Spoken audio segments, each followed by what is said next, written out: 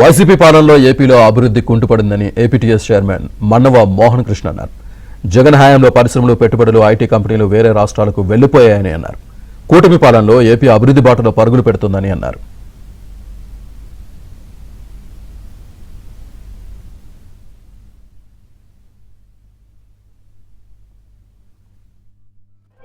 నిత్య కళ్యాణం పచ్చతోళ్ళ కలకల్లాడుతూ ఉంది. రాష్ట్రానికి మళ్ళా మంచి రోజులు వచ్చాయి. గత వైసీపీ పాలనలో చూసాం, పెట్టుబడిదారులు, ఇండస్ట్రియలిస్టులు రాష్ట్రాన్ని వదిలి వెళ్ళిపోవడం చూసాం. మళ్ళా ఇప్పుడు చంద్రబాబు నాయుడు గారు, పవన్ కళ్యాణ్ గారు, నారా లోకేష్ గారి నాయకత్వంలో రాష్ట్రం ఎంతో పురోభివృద్ధి సాధిస్తూ మళ్ళా ముందుకెళ్తుంది.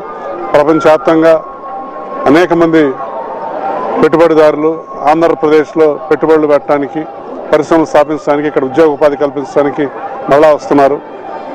ఈజ్ ఆఫ్ డూయింగ్ బిజినెస్లో ఆంధ్రప్రదేశ్ ఈ రోజున భారతదేశంలోనే నెంబర్ 1 స్థానంలో ఉంది. గత సంవత్సరం వచ్చిన ఇన్వెస్ట్మెంట్స్లో 25% ఆంధ్రప్రదేశ్కే రావటం ప్రతి ఆంధ్రుడు గర్వించదగ్గ విషయం.